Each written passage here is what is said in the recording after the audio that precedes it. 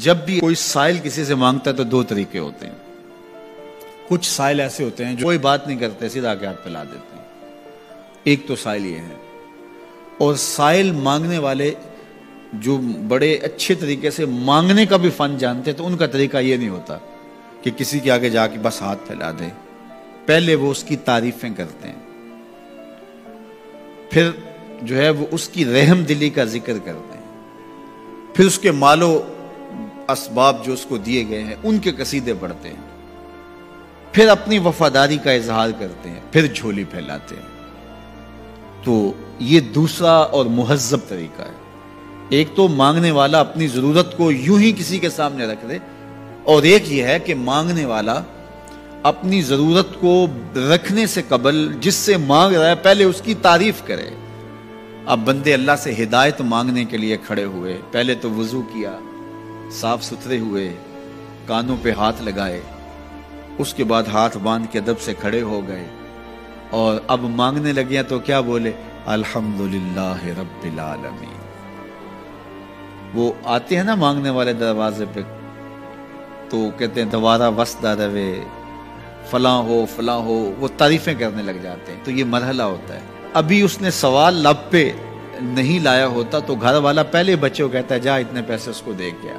میاں وہ تو آپ کی تعریفیں کر رہا ہے، مانگ تھوڑا رہا ہے. وہ سمجھتا ہے جو تعریفیں کرنا شروع ہو گیا یہ مانگنے کے لیے تو کر رہا ہے. اللہ اکبر. تو جب بندہ الحمدللہ کہتا ہے رحمتیں اسی وقت برسنا شروع ہو جاتی ہیں. الرحمن الرحیم.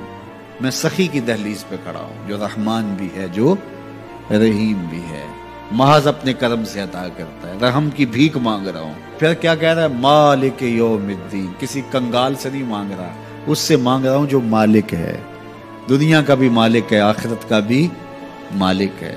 پھر اس کے بعد اگلی بات کیا کہتا ہے؟ ایاک نعبد و ایاک نستعین. مالک میں پوجتا بھی تجھے ہوں اور مانگتا بھی تجھ سے ہوں. دیکھو سائل اس اعتبار سے بھی دو طرح کے ہوتے ہیں.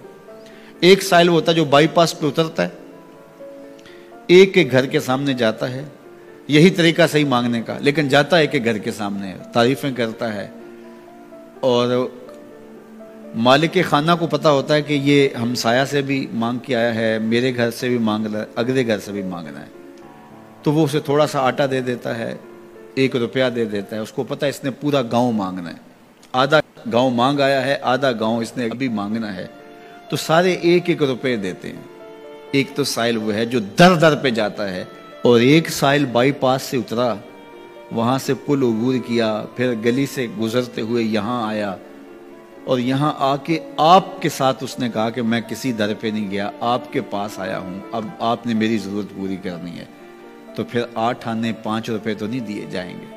پھر تو جو میری استطاعت ہوگی، جو آپ کی استطاعت ہوگی، اس استطاعت کے مطابق دیں گے کہ یہ سارا شہر چھوڑ کے آیا ہے، یہ کسی سے نہیں مانگتا، یہ مجھ سے ہی مانگتا ہے. تو پھر آپ اس کی ضرورت پوری کریں گے. اگر آپ کے بس میں ہوا تو مانگنے والا کیا کہہ رہا ہے؟ ایاک نعبد. یہ پیشانی کہیں اور نہیں جھکتی. و ایاک نستعین. یہ جھولی کسی اور چوکھٹ پہ پھیلتی نہیں. وہ کریم، وہ مالک رب جو تمام جہانوں کا رب ہے، میں اس کی دہلیز پہ کھڑا ہوں اور آیا سیدھا اسی کی دہلیز پہ ہوں. نہ اس سے پہلے کسی در پہ گیا ہوں، نہ اس کے بعد کسی در پہ جانا ہے. تو پھر مالک بھی کرم نوازیاں اور رحمتیں اس کی جھولی میں ڈال دیتا ہے. اب اتنی لمبی تمہید باندھنے کے باوجود مانگا کیا؟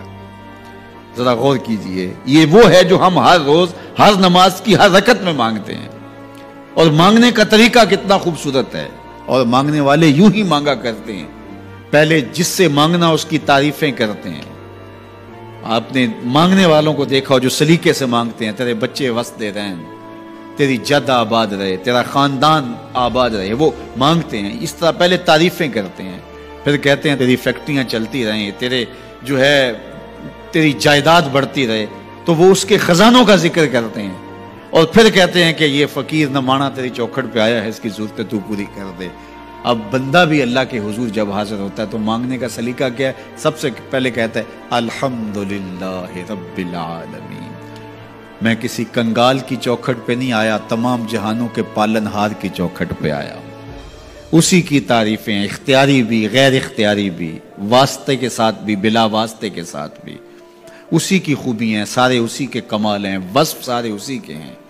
پھر اس کے بعد کہتا ہے الرحمن الرحیم، وہ رحمان بھی ہے وہ رحیم بھی ہے۔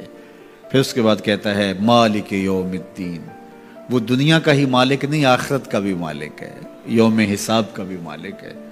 پھر اس کے بعد اپنی وفاداری جتلاتے ہوئے کہتا ہے ایاک نعبد و ایاک نستعین، مالک سارا جہاں بس رہا ہے، میں نے کسی سے نہیں مانگا، میں نے جھولی تیری چوکھٹ پہ پھیلائی ہے، میری پیشانی تیرے حضور جھکتی ہے، یہ پیشانی کسی اور کے حضور کبھی نہیں جھکی نہ جھکے گی۔ یہ سب عرض کرنے کے بعد پھر مانگتا کیا؟ اہدنا الصراط المستقیم، مالک مجھے سیدھی راہ پہ چلا دے، میں تیرے حضور آیا ہوں، مجھے ہدایت کا نور عطا کر دے۔ انشاءاللہ یہ ہدایت کیا ہے اور ہدایت کی قسمیں کیا ہیں، اور پھر اس دعا کا جواب اللہ کی طرف سے کیا آتا ہے، اور بندے پہ کتنی کرم نوازیاں ہوتی ہیں، انشاءاللہ یہ مضمون کل ہوگا۔ اللہ مجھے آپ کو اپنی رحمتوں کے سائے میں رکھے۔ بڑے سے بڑا